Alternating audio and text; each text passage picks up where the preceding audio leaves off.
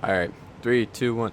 Hello, everybody. Welcome to the first episode of the Benched 3 podcast. Usually would be the Bench 3, but it's our first episode, and our 3 still couldn't make the fucking podcast. We've been planning this for about a month now, and, things just kind of fall through, but today it'll just be me and Mason, and you'll meet 3 sometime later on.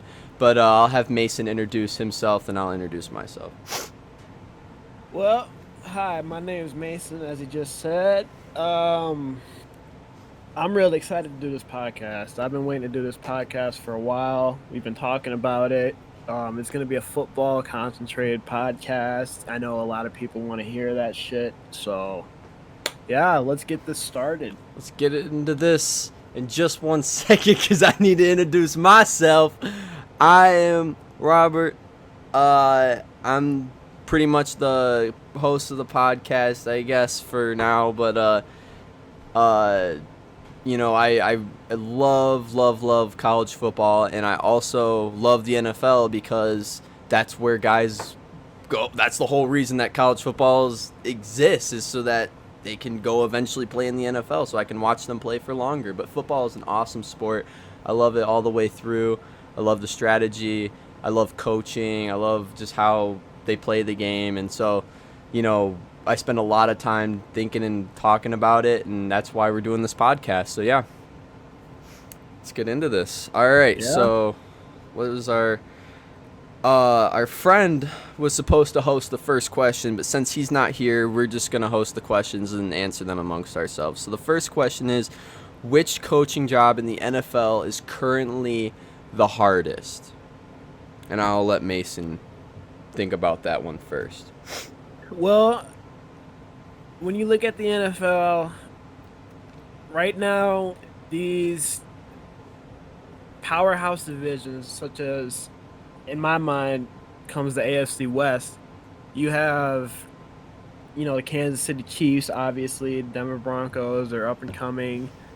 You have the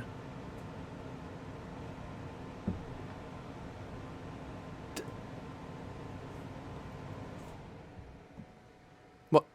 Are you fucking kidding me? Are you... Why? Yo, are you kidding me? Hold up. Your shit just cut out. How did that fucking happen? The hell?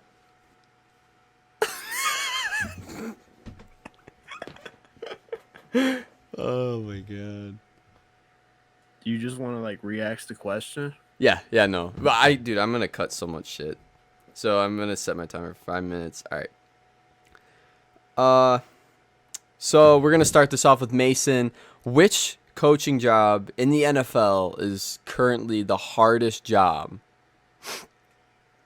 Now, when I think of that, I think of what kind of teams you're surrounded by in your division. And when I look at that, I look at the AFC West. Mm-hmm. And the AFC West is up and coming. It's been up and coming for years. I mean, they have obviously the Super Bowl champion Kansas City Chiefs, Andy Reid, hell of a coach. You have the Denver Broncos.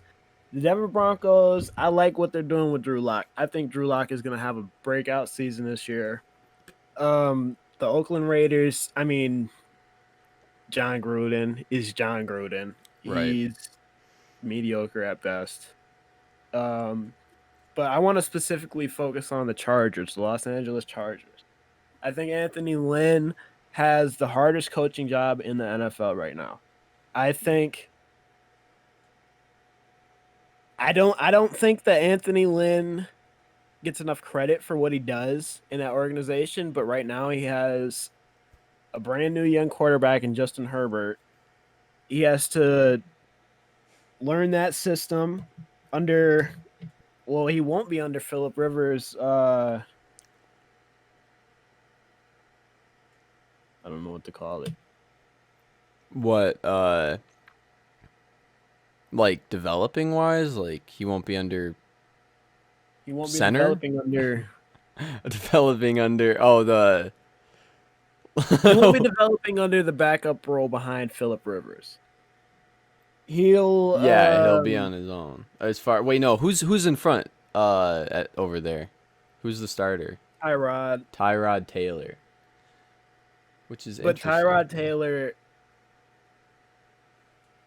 Tyrod Taylor is never a starting guy. He'll start the Mhm. season, they're gonna play like 4, 5, 6 games, and then he All gets right. benched or hurt, and the next quarterback takes over. Which I don't see why you wouldn't just start with Justin Herbert in the first place. Right. But I think the Chargers. I think Anthony Lynn has a really tough job. The fans are not into that football. Chargers fans are brutal. I mean, after they left San Diego, it was just fucking over for that organization. Mhm. Nobody attends the games. Nobody attended the games in San Diego. There's no love or support. I mean, they're trying. Melvin Gordon's slowing down. Yeah.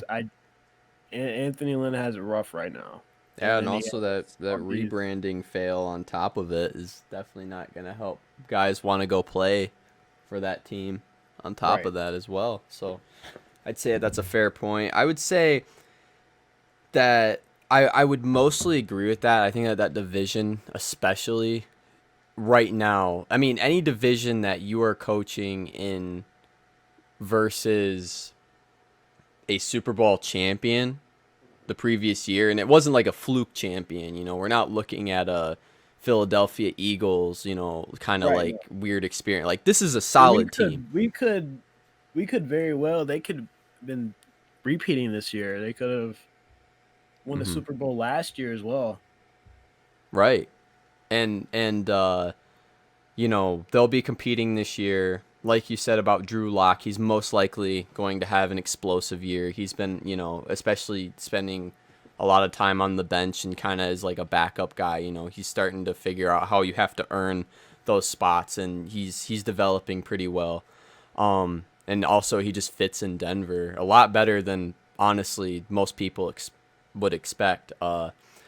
Also, I mean, I feel like you're going somewhere with the Raiders kind of in a way because, I mean, not from a coaching standpoint, because this is a topic. The topic was which coaching job is the hardest. But if we're going to go into which organization is going to be the hardest, I think in like 2 years, Las Vegas is seriously going to be a mess because John Gruden is declining that organization.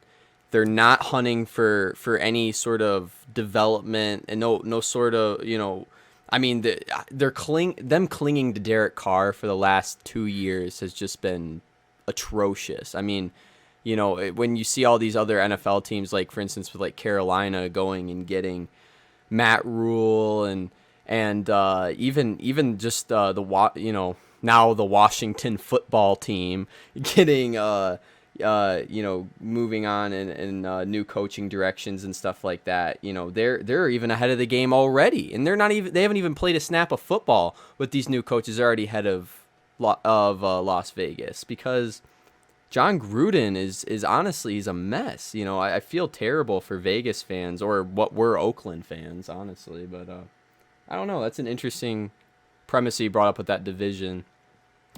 I don't really have much to say about that. If I had to pick the hardest coaching job in the NFL, culturally speaking, you know, in the NFL, I don't know.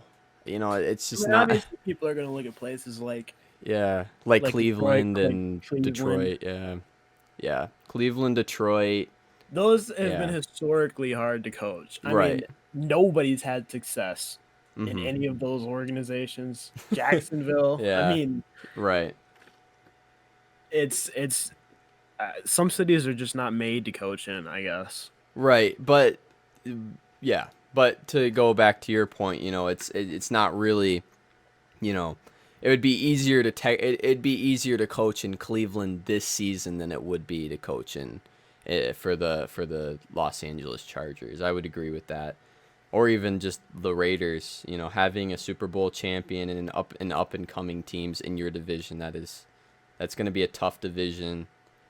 Uh, also, I don't know. I mean, oh wait, no, it's time to move on to the next topic. uh, all right, this is our overrated underrated game. So this game or this next what was it? So this next segment will be overrated underrated. I'm gonna give Mason some teams, some NFL teams, and he'll give me some college teams, and we'll talk about if they're overrated or underrated. So I'll start off. Overrated, underrated. What do you see? What do you think about the New England Patriots this season? Would you say they're overrated, or would you say that they're going to be underrated? I would say that they're going to be underrated. Hmm. I definitely would say that they're going to be underrated because every single year, you hear, "Oh, what if Brady wasn't there? Oh, what if Gronk wasn't there?" Well, Gronk hasn't been there, and last year, obviously, they did pretty decent.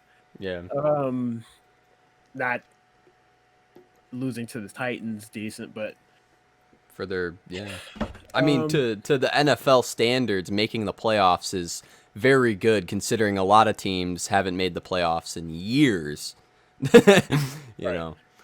And I feel like Bill Belichick's upset with that season. I don't think the departure of Tom Brady has any effect on that offense. I think Hmm. it's 100% Bill Belichick controlled. I think he can plug just about any guy he wants into that quarterback position, and I think he's going to make it work.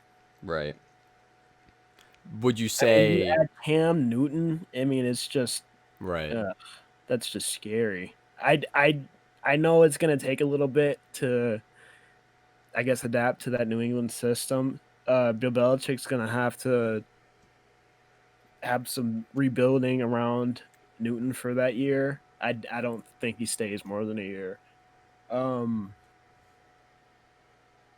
but overall, I mean, I think Cam Newton will far succeed what Tom Brady was able to do at the quarterback position. I don't think it'll have any effect on their record, though. I think they'll still end up, 10-6, 11-5. Mm-hmm. All right. Uh.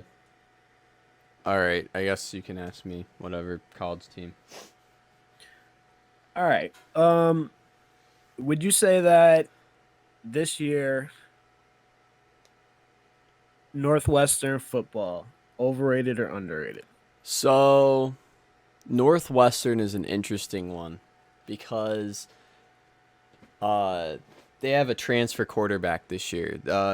I don't know if you would remember Peyton Ramsey from Indiana, but he's a transfer quarterback to Northwestern, and Northwestern has a lot of returning guys this year. I mean, a lot of returning seniors, and it seems like most of them would consider them overrated because last year they didn't even make a bowl game. But Pat Fitzgerald is a terrific coach, and he took them to a Big Ten championship last, 2 years ago. I would say they are underrated, but I don't see them quite getting to the Big Ten championship game. And the reason I don't see them going that far is because you have a lot of competition in the Big Ten West, and I don't think they'll beat Purdue, and they probably won't even beat Minnesota or Wisconsin. I mean, I think that they will.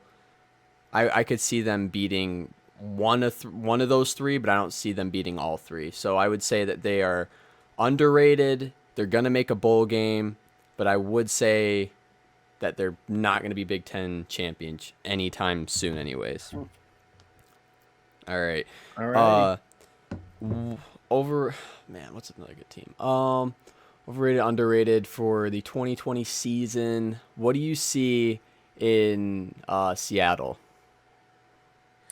Oh, I think Seattle is perfectly rated as they are. I don't think they're overrated or underrated. Pete Carroll has excelled as a coach for ever since he's been there. I mean, and then you have Russell Wilson, which I think he's going to be really close to winning an MVP this season. I don't think he's going to win it, I think he's going to come really close like he did last season, but Russell Wilson Russell Hmm. Wilson is kind of a god in Seattle. I mean, Right. Seattle really couldn't succeed um, as well as they would with Russell Wilson. I mean, as I was just talking about New England, like they're going to be fine without Tom Brady. They're going to be fine. Seattle's kind of a different story. Pete Carroll's a great coach, awesome coach. You can coach at both levels, but Russell Wilson just adds a different aspect to that game. Russell Wilson is, I mean, he's the best quarterback that I have seen in my lifespan of watching NFL football. Russell Wilson is, Right. I would mostly agree. I think that they're perfectly rated where they are.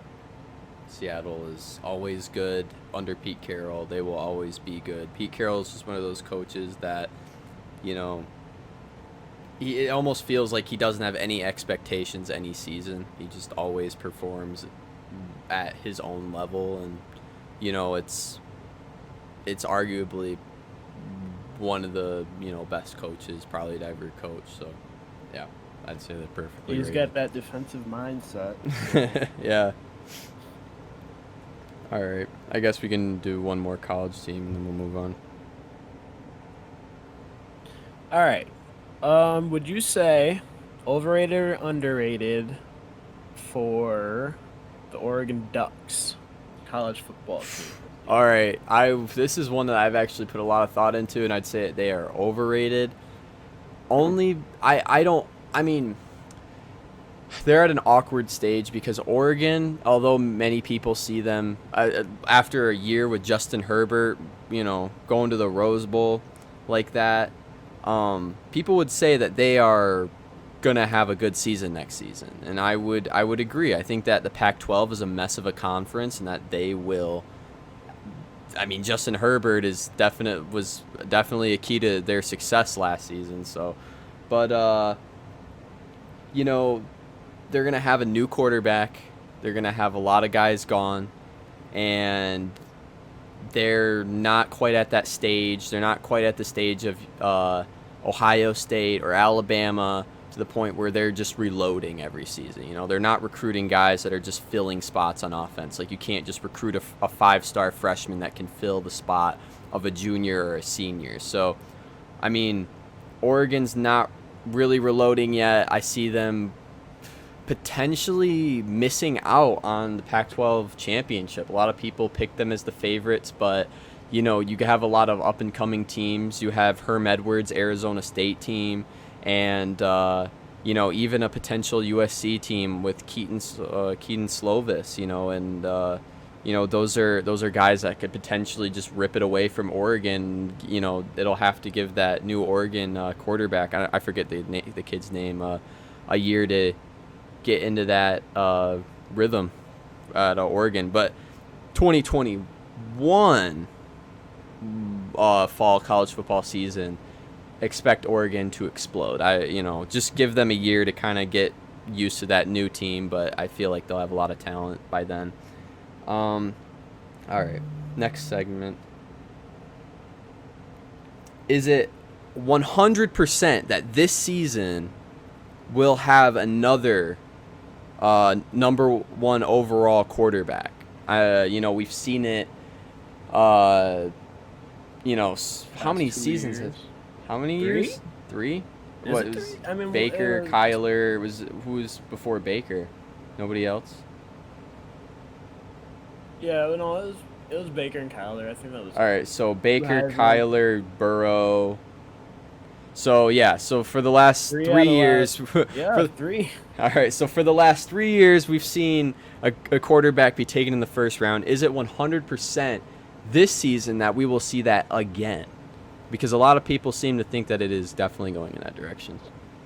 I think 100% we're going to see a quarterback taken number one overall this year. I think that Trevor Lawrence, and I think that Justin Fields will both be the number 1 and 2 Heisman candidates this year. Mm-hmm. I think that Trevor Lawrence is ultimately going to win it. Um,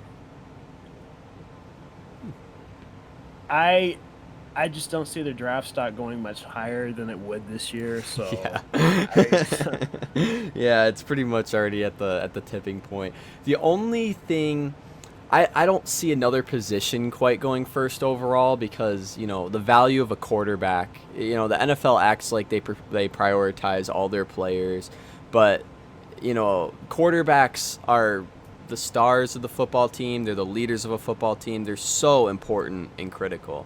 So, I guess the only thing that would stop potentially Joe Burrow, or sorry, not Joe Burrow, Trevor Lawrence or Justin Fields going first overall. There could be potential that you see a guy kind of like Joe Burrow last season. Joe Burrow wasn't even a Heisman favorite. He wasn't even in the Heisman running at the beginning of last season. He ended up winning the Heisman and becoming the first overall pick, which was incredible. That could happen to any, that could happen any season. You got to watch out. I mean, there are always super talented quarterbacks that just come seemingly out of nowhere. I'm just trying to think of one off the top of my head, to kind of. Spencer Rattler. Yeah, Spencer Rattler. I mean, he's a guy who definitely could explode, win the Heisman. If he were to take the Heisman away from, you can make that point too. With, if not a lot of people would favor that, but Dylan McCaffrey, he could also be Jim Harbaugh's first explosive quarterback who actually goes and wins a Heisman. And if he were to take that away from Justin Fields or Joe not, why I keep saying Joe Burrow, Trevor Lawrence, would that affect the first overall pick? I mean, because all the last 3 years, the only reason that they've been the first overall is that Heisman has a lot of weight on it. I mean, yeah, I think that it's an interesting thing, but I do think that it's pretty much 100% that we will see a quarterback be taken first overall. Because even in the scenario that I just said, a quarterback would still go first overall. Right. So, if enough. All right. So the next question is: if enough players catch COVID throughout the season, will teams still have the ability to fire their head coaches? I think yes. Definitely yes. You'd say that it would count, that nothing, so I guess I worded that kind of weird. If we start the football season and let's say the Lions and Matt Patricia's on the hot seat. If, throughout the season, more than half of the roster throughout the whole season catches COVID, leaves for a little bit, comes back, basically throwing, because if you catch COVID, it's basically the same thing as having an injury. You're out, right. Like you're gone. So, you could see Matthew Stafford catch it and be gone for 3 games and then, come back, and, that would apply to every. So if they got more than half their roster sick and they lost a bunch of games because of it, do you count those games? Are the Lions going to move Absolutely. on from that? Yeah, absolutely. I think that a good coach can take any player he needs and fill him in correctly and win football games. That doesn't mean you're going to go to the playoffs. That doesn't mean you're going to win a lot of football games. But even with Bill Belichick, as I was saying earlier, Bill Belichick for years, I mean, Tom Brady's had multiple occasions where he's been injured. And Jimmy Garoppolo got injured one year, so they were down to their Jacoby Brissett, third string, and they went 4-0 under him or something like that. It's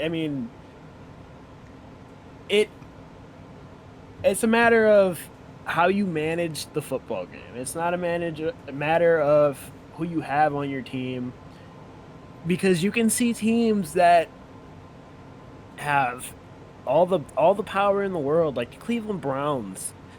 Past couple of years, they've been loaded. They've been absolutely stacked, but the coaching is atrocious. Mm-hmm. It's just awful. Right.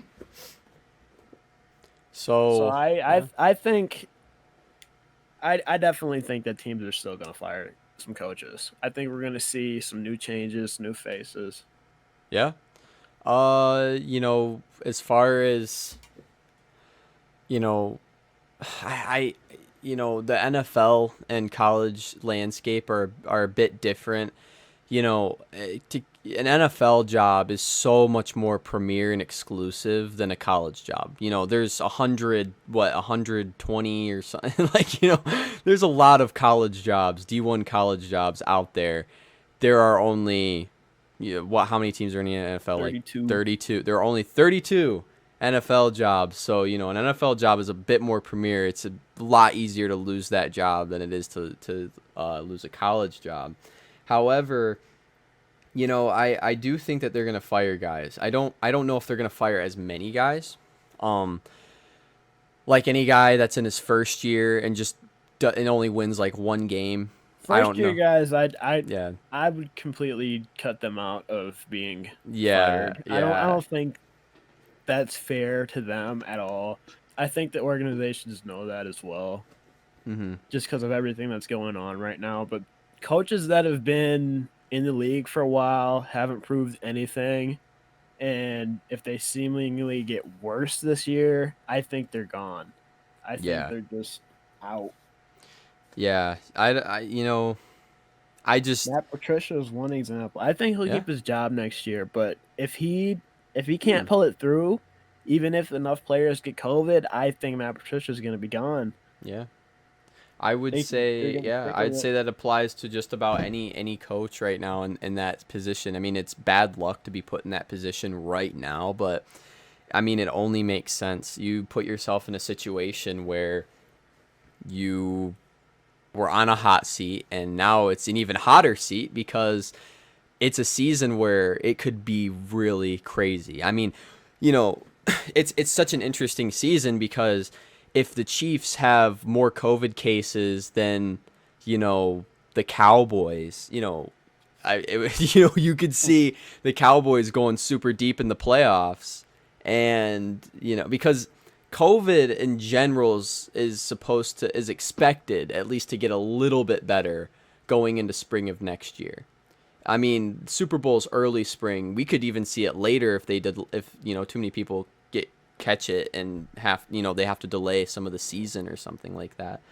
I don't know. It's interesting because if you were an owner and you had a coach who wasn't living up to the expectations the year before, and now you're in this weird situation where a bunch of players get sick and you're at the end of the season, you miss the playoffs, or you kind of just have like a mediocre season.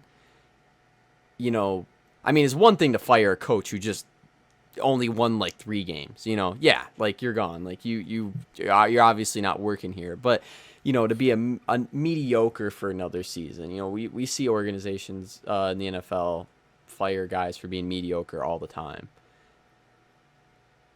I mean, Mediocrity is yeah. king.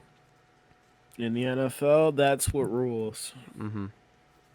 9 times out of 10, I mean, a coach is just going to be mediocre. You have Yeah.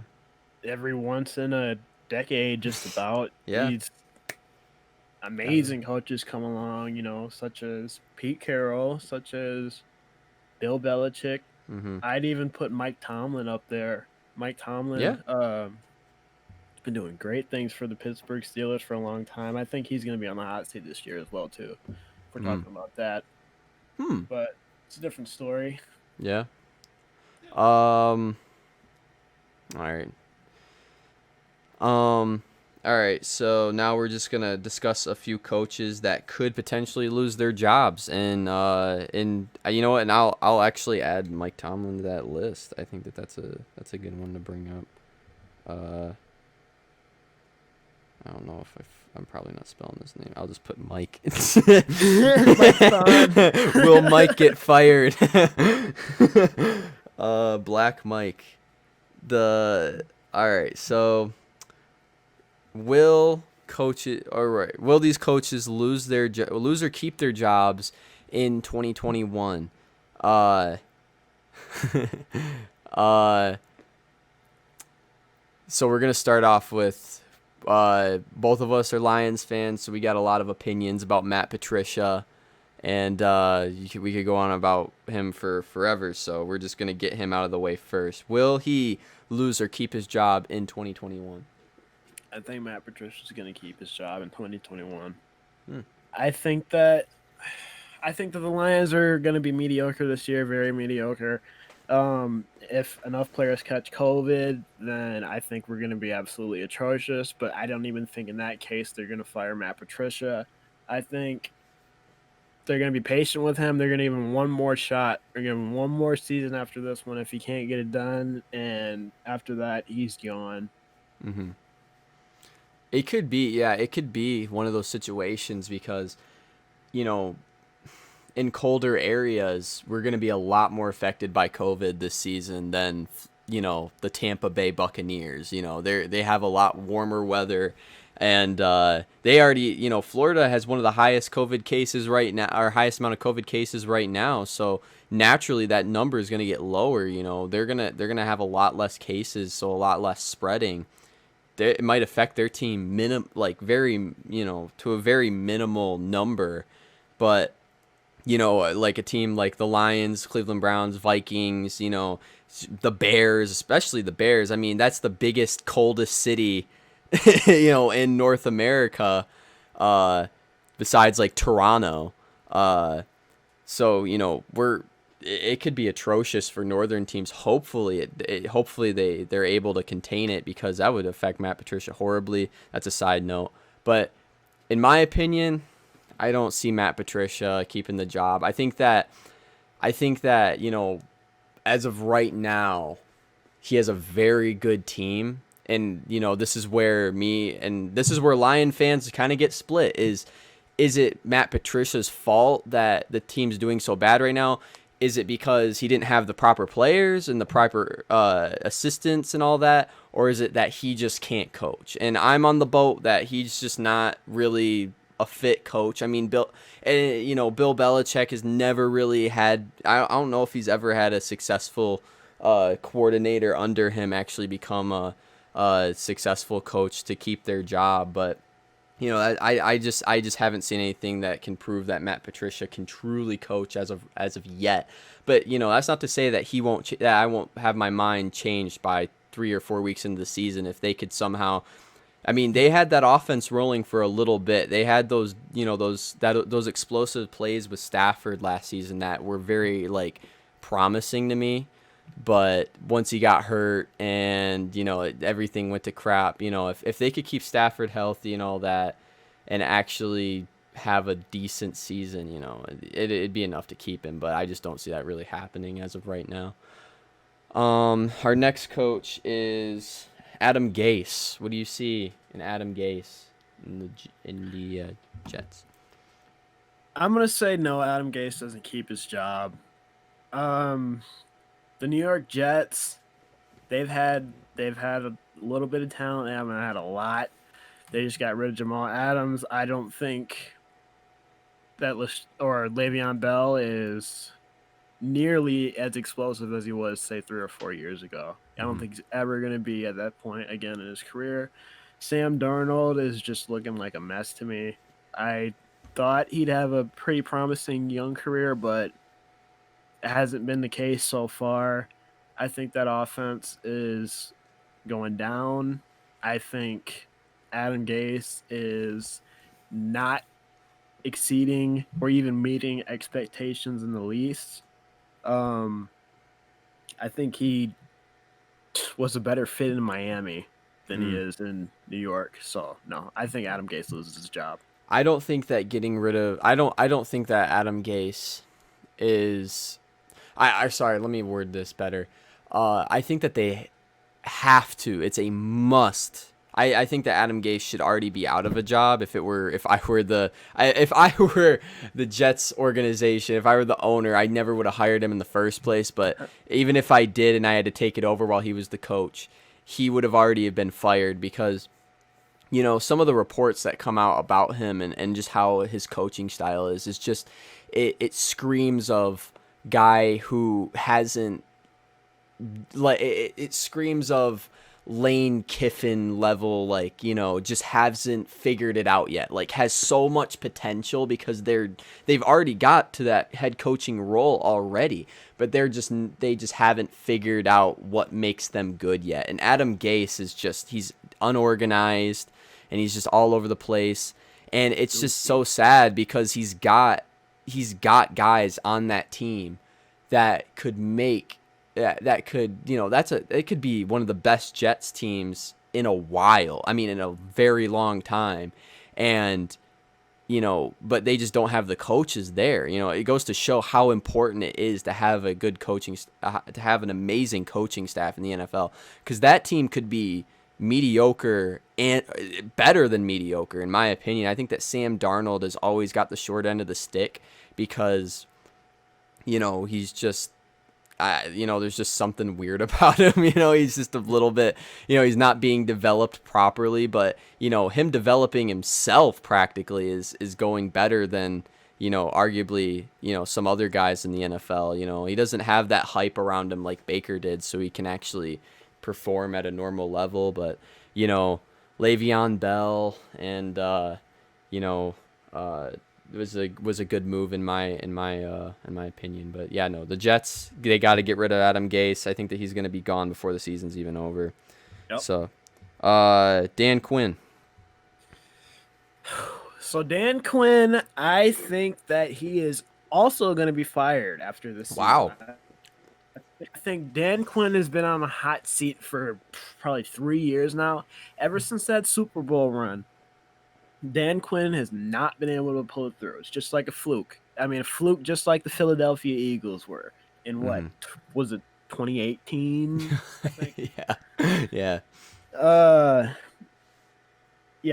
I Dan Quinn has absolutely been ridiculous for the Atlanta Falcons. Just some of the fucking coaching decisions that he has and late game decisions. I mean,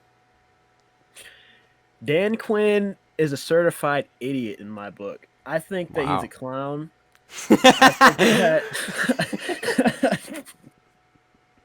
I think that Dan Quinn, I don't think he should ever have a coaching job again in the NFL. If he does, I think he should have a coordinator job. Yeah. I don't think he's certified to be the head coach of a team. His defensive coaching mindset is absolutely, I adore it. I love it. But it's just, he's not going to work as a head coach for any team. I mean, I think it's the same principle with Matt Patricia, but Dan Quinn just has, a little bit more experience, a little bit more knowledge of the game. That's why he succeeded as a head coach for a year or two. But no, Dan Quinn is just getting worse and worse by the year, and I think they need to get him out of there before it just turns to absolute hell. I would agree with Dan Quinn. I think that he's definitely been getting worse every year. I mean, you don't even need to be an Atlanta fan to know that. I mean, you just see the record every year, and you're just like, okay, yeah, that makes sense. I don't know. I'm more interested to see post Dan Quinn who the Falcons go with, where they, what coach they get to move on in the future, and also where Dan Quinn ends up. Will he have a coaching job? Or does he want to be a head coach, or does he want to go back to does he want to stay in the NFL, or does he maybe want to test the water in college? Where is he going to end up? I'm interested to see that. I think that you're right, though. I don't think that he should have a head coaching job in the NFL.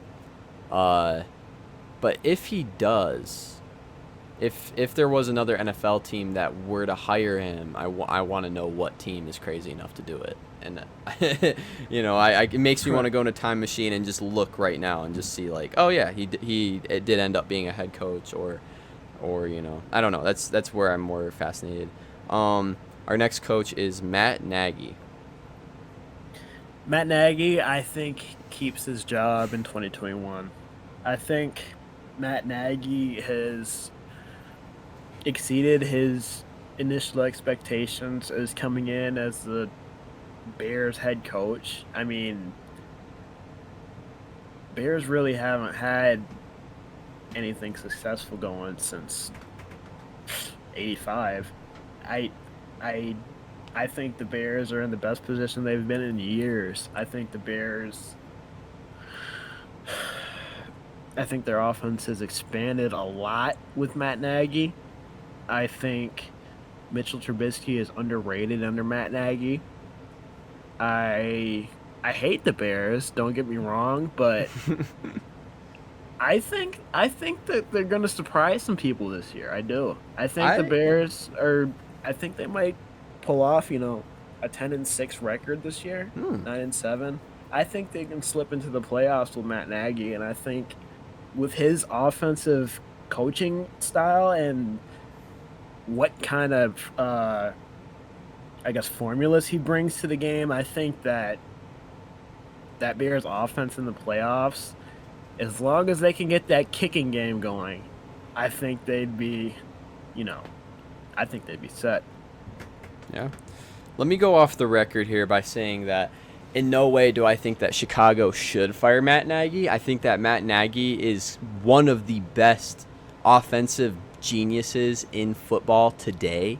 I think that he's bringing something to the NFL that has been much needed for a long time because, we've seen it in college, but him and Matt Nagy and Cliff Kingsbury are the first coaches to actually implement it in the NFL.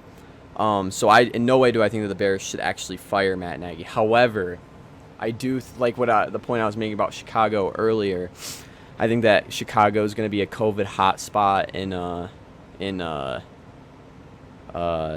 this fall and into the winter. I don't think that they're going to make it through. I think that they're just going to be annihilated by it. It's too big of a city, and too little resources.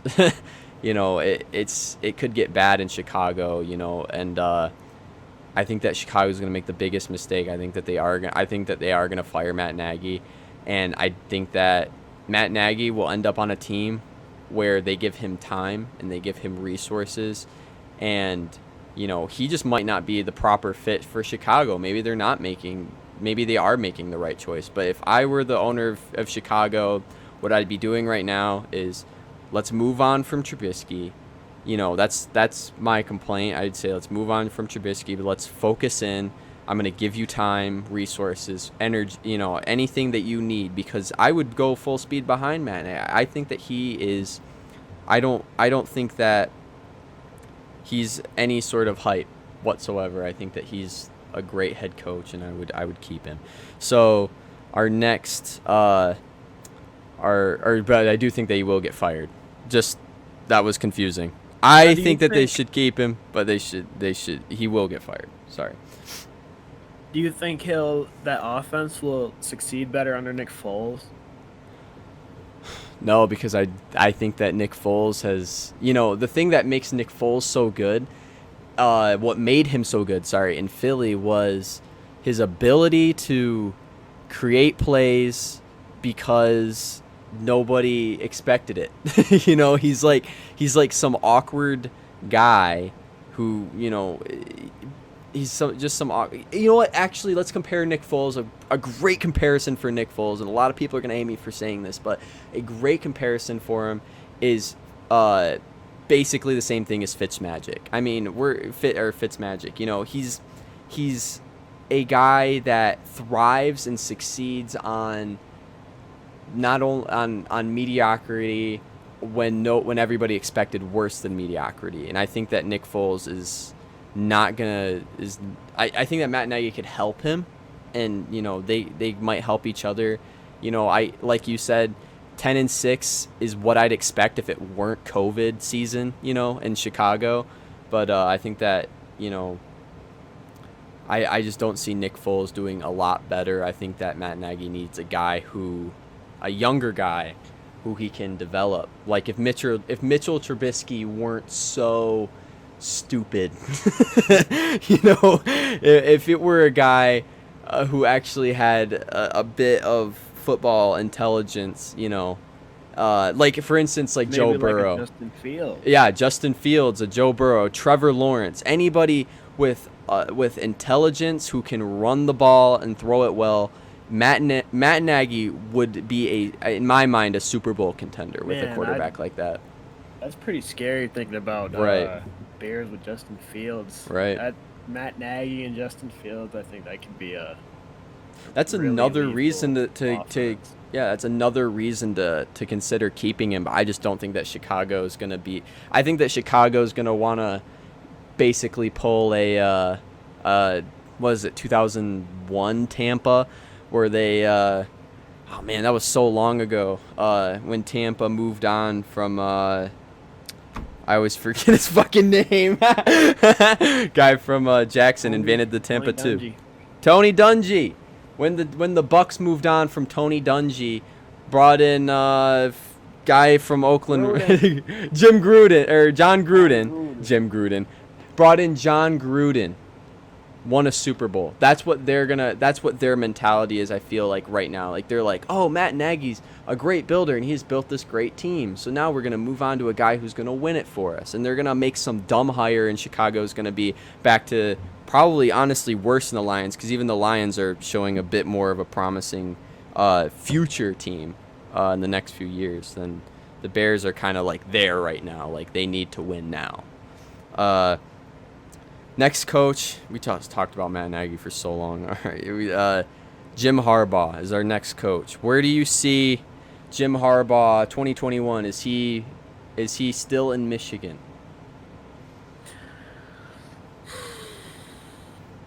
I'd say no. I'd say Jim Wow. Harbaugh's gone. I'd Wow. say a lot of Michigan fans are getting fed up with it, dude. A lot You of think? a lot of Michigan fans are fed up with Harbaugh. I like Harbaugh, I do, but clearly he's not going to be anything better than mediocre, no matter how much Right. talent you put around Jim Harbaugh. I mean, I think that Michigan's best interest would just be moving on from Jim Harbaugh. Jim Harbaugh's far exceeded his expectations in the NFL, but college, I don't know. I don't know if that's for him right now. You know, it would really spice up college football if Jim Harbaugh were to actually lose his job. The only reason I don't see him losing his job is because of how much Michigan put behind him, and for good reason. Michigan put so much money and effort behind Jim Harbaugh because he's there every year. He can't beat Ohio State, and he can't beat Wisconsin or Penn State or any unless they're at home. But he's there. I mean, he's right there at the top of the division, right behind Ohio State every year. It almost seems like Ohio State is just one flop game away from Michigan being not only just a Big Ten champion, but we all know that if you win a Big Ten championship, you're in the college football playoff too. So, I don't know where I see Jim Harbaugh right now, but I would say that he's going to keep his job. I think that Michigan, their ticket sales are good. I think that the fans are quote unquote fed up, like what you said. I do think that. I think that Michigan's okay with settling with mediocrity, because mediocrity may be bad, but it's so close. It's so close to the point where it's like you don't want to look, but you also kind of want to, stay involved. It's not bad. I would say Jim Harbaugh keeps his job, but yeah, I could be wrong. And if he does end up getting fired, it would be incredible to see him go back to the NFL, because I think that Jim Harbaugh would absolutely dominate in the NFL, because that's what he's good at. I don't know why he went to college. I don't know why he went back to college football. He did it at Stanford because Stanford's in a conference where there's If the Pac-12, your only competition is USC and Oregon. That's just about it. Like everybody else is crap. I mean, sometimes UCLA, but that so it Again, made sense. that'd be a great addition for, say, Chicago, Yeah, if Jim Harbaugh went back to the league, because I mean he wasn't very good. I mean, as a player, he played for Chicago. He was the quarterback for the Bears in the 80s. He was mediocre there, but I think Chicago has interest in him. I think he just has love for his, I guess, former schools, former right. teams. So I don't know. former I would. places he's stayed. We'll Yeah. see. We'll see what happens with Jim Harbaugh. That's an interesting one. That's Yeah. really interesting. Um. Then we have Tom Herman at Texas. I know that Tom Herman's not really a name that is brought up a lot. He's the head coach at Texas.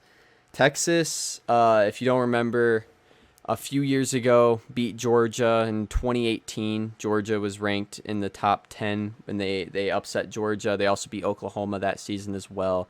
Almost made the college football playoffs. Oh, we're back. Last season, Texas totally flops. They made a bowl game, but I'm not even sure if they won it. I mean, they had like 7 wins. Texas is a huge football brand. What I mean, if you're the owner, if you're the athletic director at Texas, do you move on or do you keep Tom Herman? I move on Uh, because Tom. I mean, he's not as near as successful as he was at Houston. I mean, mm-hmm. when he was at Houston, that was, what was it, 2015? They Yeah. went like 13-1. Yeah. Um, I think he's not. I just don't think he's meant to coach a big school, and Texas is the biggest school you're gonna get. So Yeah. Yeah. Just about. I think they need to bring in somebody with a little bit more experience, a little bit more knowledge, Jim and Harbaugh. a little bit more, I guess, comfortability Yeah. with big schools. Yeah, I would mostly agree. I don't watch a lot of Texas football, but I do think that Tom Herman, if he doesn't have a season where they make top 10 at the end of the season, he's gone. Texas is too big of a school. Kind of, just like what Mason said, it's too big of a school. Just like Michigan. Michigan though, they make a decent bowl game every year and they're right there at the top of the division, but Texas really isn't doing that consistently. Right. It Right. No, Texas has yeah. been very, very mediocre the past 3-4 seasons. I Right. mean, I I just don't I just don't see Texas, even if they move on from Tom, I don't think whoever they bring in is going to succeed there for a couple of years at least. I Yeah, think not Texas is mediocre for a while. Yeah, Texas, I don't see bringing in anybody of value until they can bring in a guy who can, you know, make quarterback successful at the level uh that I want to say Cliff Kingsbury, but that's not fucking Cliff Kingsbury. Lincoln Riley's doing at Oklahoma, which is almost impossible because Lincoln Riley has breeded 2 Heisman quarterbacks, almost had a third last year, but ended up having a little bit too much pressure on him, so he didn't quite live up to the expectations. But and then he's got another solid guy in Spencer Rattler. Um, Sam Ellinger at Texas is not living up to those expectations. He's been playing there since he was a freshman. He's just not quite at that level. So, um, until Texas gets there, which I don't think they will unless Tom Herman makes some sort of offensive coordinator change, it's not going to happen. And I say he loses his job. Next coach is Clay Helton at USC. Now, Clay Helton, I think that he also loses his job. I Clay Helton's had 2 decent seasons his entire Yeah. tenure at USC. Right. He's won. I mean, he's lost more bowl games than he's won. He Mm-hmm. he hasn't proved anything. Uh, he has not. What's the highest that they've been ranked since Shoot, I he's mean, been? if you want to count preseason and first few week polls, probably as high as like 4. Like but they've fallen right off because they get beat by some chump team in the Yeah, Pac-12, and yeah, no, fall right back to mediocrity. and they're not going anywhere. They've been at the same stage for the past few years now. I mean, 2017 was their best season, and that still was a pretty. I mean, they went 11-3. It was a mediocre season for a big fucking school like USC in Right. all their glorious history. I mean, I think again, a lot of changes are going to be made this year with coaching. I think there's going to be a lot of changes in college football. Yeah. I'm excited to see who steps into these positions.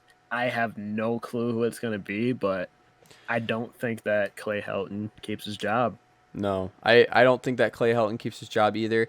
And I'm fairly interested, like I said, because that's going to be an open job. That is a very well paying job. USC pays. Everybody knows this. I mean, Pete Carroll coached there for how long, and they're a prominent university. And we were just talking about a coach like Dan Quinn. Dan Quinn is a guy who brings a high energy college type coaching mentality. You could see potentially Dan Quinn end up at a place like USC, and that would be the weird. It'd just be so weird because it's like, what do you expect? But USC has no direction to go in. They just spent the last I think it's been 4 years on Clay Helton, who's led them to, like, where are we even at? Like, what, USC is such a weird school, and I don't see them. I don't see them clinging on to Clay Helton, but I also don't see them making a very good hire after Clay Helton. Either. But now to move on to Coach Doug Marrone at Jacksonville Jaguars. Where do you see Jacksonville I in think they 2020? should have fired Doug Marrone last year. 2 years ago. I think Doug Marrone. I think he's just atrocious in Jacksonville. He's What do not you making what do you think any. that they see in him that they haven't fired him already? I Like, just think it was the one season that he managed to lead them along to go to the AFC Championship when they had Blake Bortles. I mean, mm-hmm. I think that was a fluke. Again, that was a team led by that defense. That defense was stacked. That defense was insane, and they're never gonna have a team like that anytime soon. I mean, I can't see Jacksonville having a team like that within the next decade. That team was ridiculous. I mean, you had Calais Campbell and Jalen Ramsey. You had Telvin Smith, all these up and coming young players. AJ Boye at the opposite corner. I mean, you had all pros at almost every position, and you still couldn't get it done. Right. I get that you had Blake Bortles and everything, but Blake Bortles was actually having a great season that year. Um, Leonard Fournette, I believe that was his rookie season. Um, Leonard Fournette had a great year, but again, he's been slowing down a little bit since his rookie season. So with all these departures from Jacksonville and all these changes that they're making and how awful that organization is ran, no. No, Yeah. I think Doug Marrone's absolutely gone. I think he should have been gone.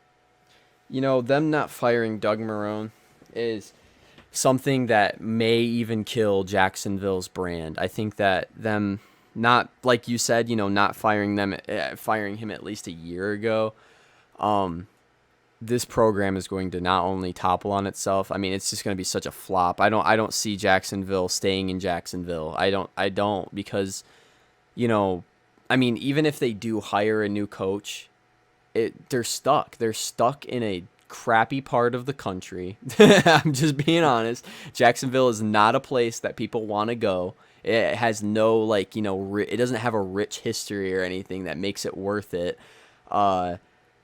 it's just a flop. I don't mean to be a hater, but I just think that Doug Marrone it's bigger than Doug Marrone. I think that he's definitely going to get fired. I don't see them doing anything, but um I'm worried about their fan base because they there's a lot of Jacksonville fans who aren't going to be happy when they're like, yeah, we're firing Doug Marrone and we're also hitching it, we're moving to you know Arizona or some, I don't even know. I can't, like, we're gonna go move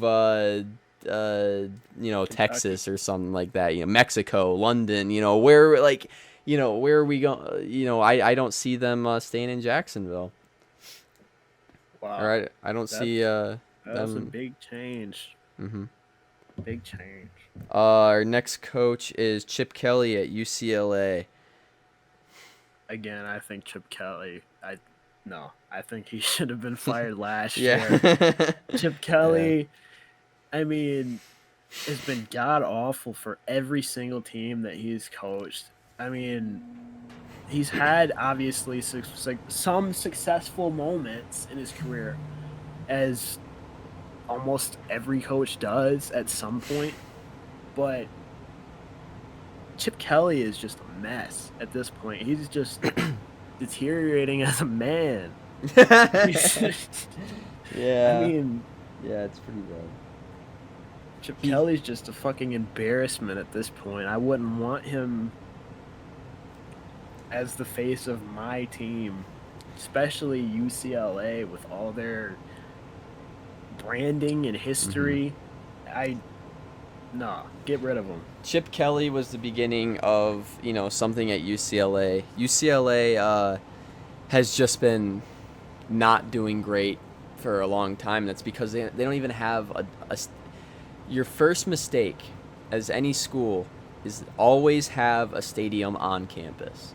You want your students to go to wake up in their dorms or on house or on a house on campus or anything. You want them to be on campus and be able to go to a game on campus, not drive 30 minutes away to some stadium. UCLA failed at that first, and Chip Kelly trying to recruit and just trying to get these guys and try to win these games is just, yeah, it's like you said, it's just an embarrassment. UCLA is just, it's a joke right now. I feel terrible for their fan base. If I were a UCLA fan, I'd currently be trying to move on to a different team. I'd be, not USC, but somewhere else. And, you know, Chip Kelly is the same point with Dan Quinn. I'm more interested to see where he ends up when he gets fired. I think that Chip Kelly might be on the top of the list for an offensive coordinator job for a lot of jobs in the NFL, like a ton. And pretty much every NFL team will be like, "Yeah, come be the coordinator." I don't think that he's like totally antsy to get back to being a head coach anytime soon, but that's going to be an interesting hiring. Our next coach is Mike Tomlin for the Pittsburgh Steelers. Will he be gone in 2021? Nope, I think Mike Tomlin retains his job. I think he's definitely proved enough throughout the years that they love Mike Tomlin. They want to stick with that guy. That's their guy. He's led them to their Super Bowls. He's led them to multiple division championships. Um, every now and then he'll have a down year, but no, I think the Pittsburgh Steelers next year, I think they're going to be something to mess with if Ben Roethlisberger can stay healthy Right. as I usual. yeah. I don't think that Mike Tomlin is in any danger. I think that the Pittsburgh Steelers realize that currently Pittsburgh is just stuck in the spot that every team goes to for whatever reason besides Pete Carroll or Bill Belichick, but that's because they understand that and have prepared for that. Mike Tomlin is dealing with it for the first time where Pittsburgh regresses. You kind of, there's a natural regression that you have to prepare for because that's just how, if you don't prepare, I guess, the NFL just fluctuates and you get big and you fall down, you get big and you fall down. Pittsburgh's stuck in a down spot, and I feel like, I'm not sure. I'm not a Pittsburgh fan. I know that there are probably some Pittsburgh fans that know exactly how Mike Tomlin's supposed to get out of it and what he has to do. I don't know what he has to do. I don't even know if it's possible. It probably is because he's a great coach. But, I'm interested to see how he fixes it. 2 to 3 years, if it's still the way that it is right now, then we can talk about Pittsburgh getting rid of him. But this season, no way. All right. So our next question is, which season is going to be better which football season is going to be better in 2020 through 2021? Will it be the NFL or college football? I'm